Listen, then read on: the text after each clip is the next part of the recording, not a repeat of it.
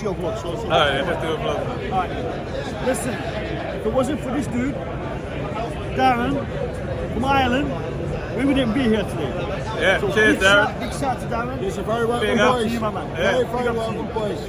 Yeah, all good. Fantastic. Very Right. welcome boys. Really Nice appreciate one. that. Listen, it took her a couple of hours to sort everything out for us. A couple of hours. Dad. Yeah. Commitment. This is what a real Chelsea fan is all about. Up the Chelsea. Up the Chelsea. Score. Up the Chelsea. Score, guys. That's it. Darren, what's the score? 2-1, gonna be? 2-1. No, it's absolute pleasure, boys. You know what I mean? Absolute Score pleasure. prediction, Dan. What's the score? Score Huh? gonna be? What's the score gonna be? What? Score. Oh, score prediction. I said 3-2 last night. I'm going to stick by it. 2-1, 2-1, 2-1. 2-1. I might be I'm wrong, sticking but with my 1-1 and we're gonna win on penalties. That's it. Up the Chelsea. A long night. Alright, cheers guys. Ooh, what's that I've seen there? Kepa's balls just landed in my front garden. I got the penalties shout right, but not the right result, unfortunately. So welcome to my match review of Chelsea. What should I say? Is it Chelsea 10 and Liverpool 11 on penalties? Welcome to the Burton Ballers. Ain't got no time for no stallers, yeah. We are the risers, we're not the fallers. Our channel is growing wider and taller. Yeah, we're here to give you the news about your dear beloved Blues, yeah. So if you like this YouTube channel, like, subscribe, and turn on that bell. Yeah.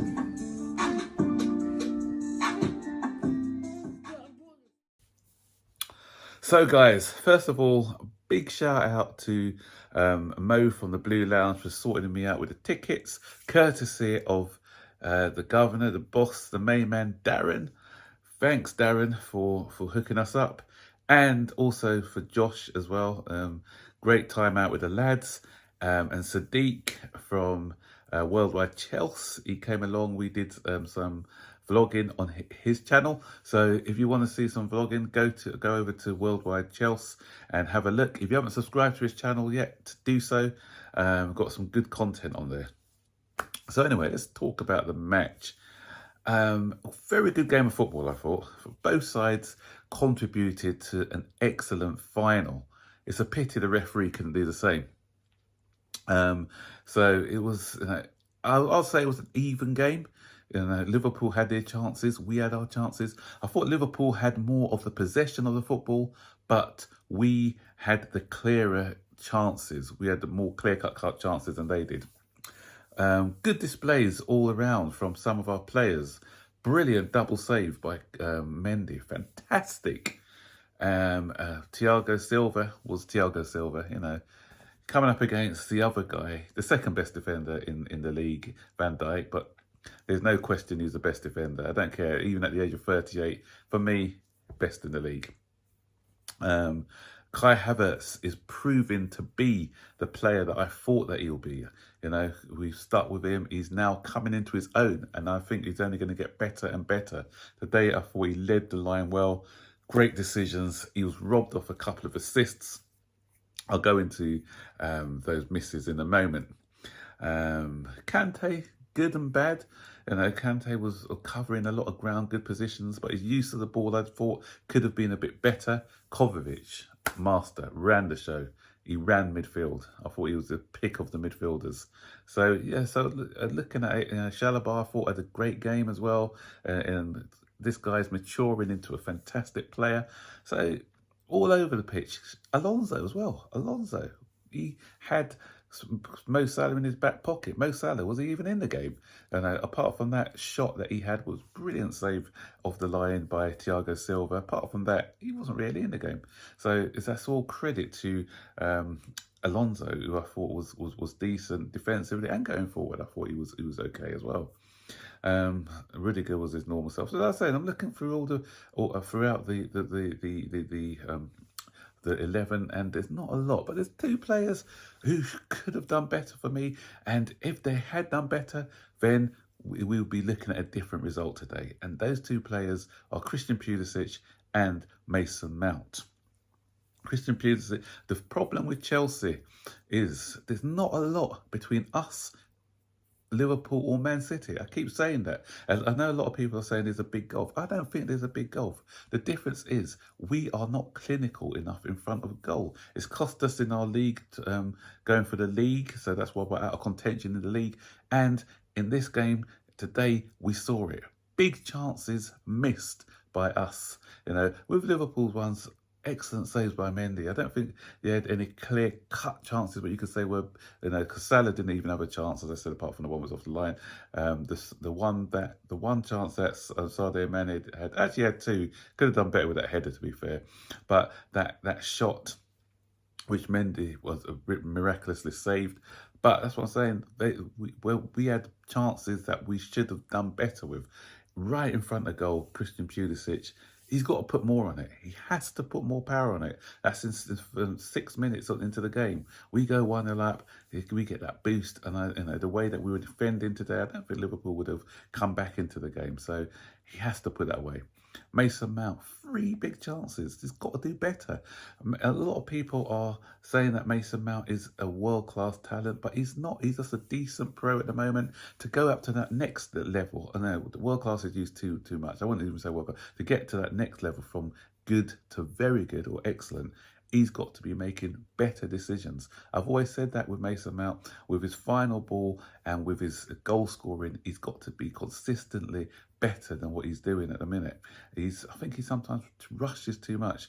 The one in the 45th minute, he's coming in at pace, admittedly, but he's got to be hitting the target. He's trying to put too much on there, and he's just knocked it wide of the post.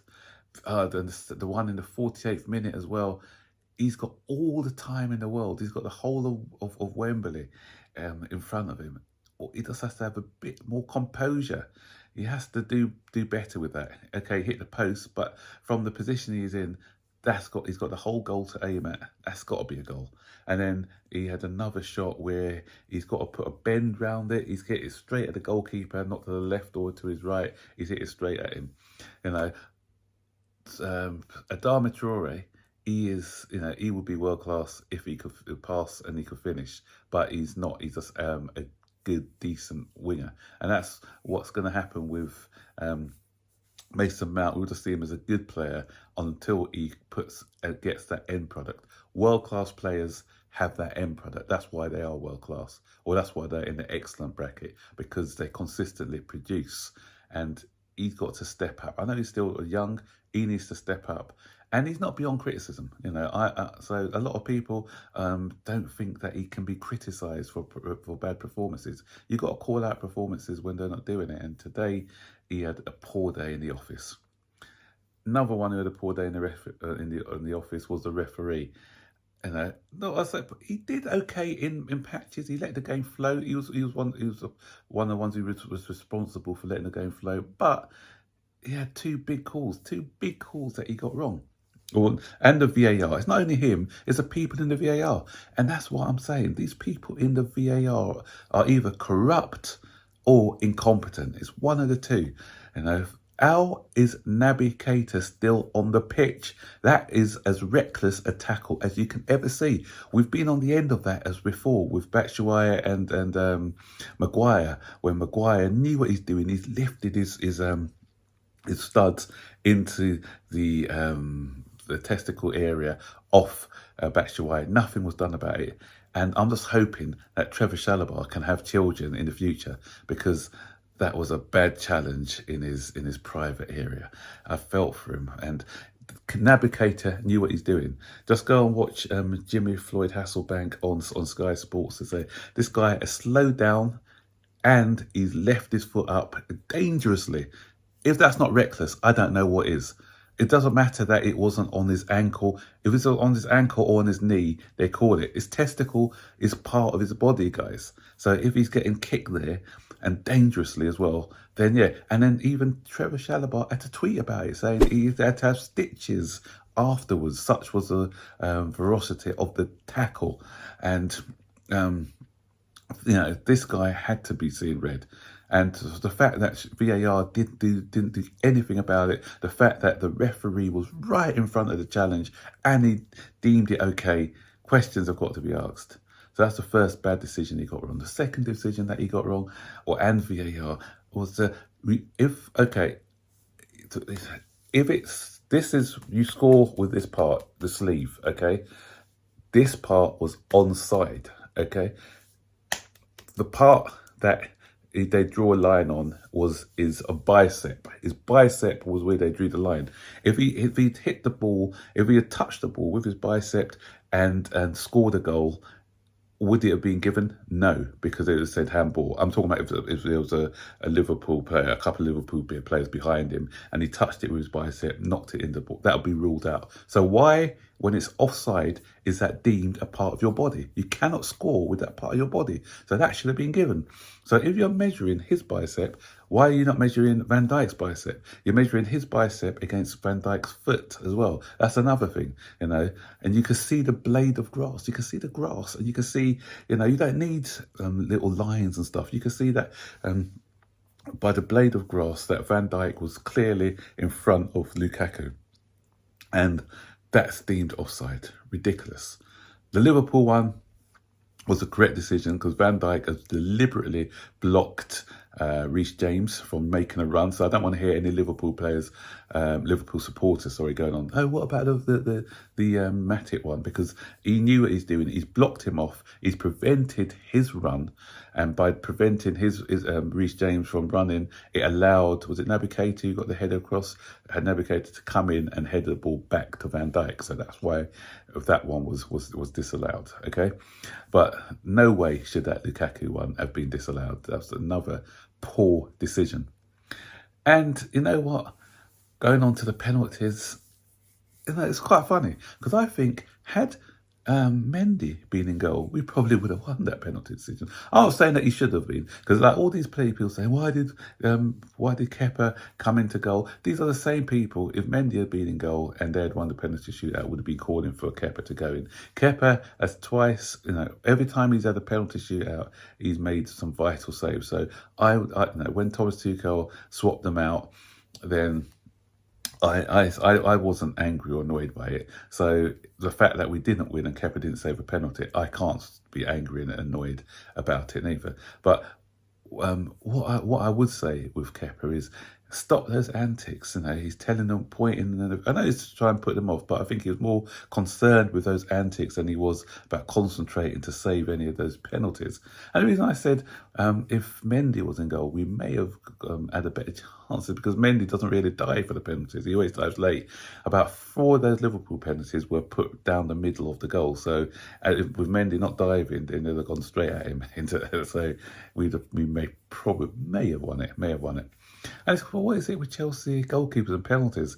Because I think the last time one of our goalkeepers took a penalty, and that one landed in my back garden. This time it was Courtois. It's against Man City, I think it was, in the Charity Shield, where he's blasted the ball way over the bar. It's the same sort of penalty, actually. You look at a penalty and you look at the Kepa penalty. And that's what I said to somebody. I was thinking, I forgot that it was actually Courtois, and I was thinking it was Kepa. I said, the last time he took a penalty, he blasted the ball over the bar. And then I just saw a mirror image of what happened. You know, the carbon copy, the ball's just gone way over the bar. And you know what? I just, after that, leave Wembley, come home, try and get don't get caught in the crowd, because there's no way that I want to see Liverpool lift the cup. I know it's sour grapes or anything, but I can't see Liverpool lift the cup. And but you know what? Good day out with the guys, but bad result in the end. But we move. And I prefer win the European trophies than the domestic trophies, so we still can win the Champions League. But come on, boys. We need to finish better. If we can't be clinical enough in front of goal, we'll be talking about what could have been rather than what we've won. So guys, let's buck up our ideas. Let's start finishing these chances off, and that way we can have more sustained success in the future. So all these Tottenham fans and Arsenal fans who are coming at me, at least we're in the final. You know, when's the last time you guys won a trophy? One guy's sending me an FA Cup of Arsenal winning the trophy, 2 seasons ago? Since then, we've won the Champions League, we've won the European Super Cup, and we've won the World Club Cup. So you know what? I'll prefer to be in our position than in Tottenham or Arsenal's position. So get back in your lane, boys. London is still blue. So win or lose, up the Blues. So take care, guys, and I'll see you on the next video. Don't forget to comment below, like, subscribe, and turn on all post notifications. And I'll see you on the next one. Bye-bye.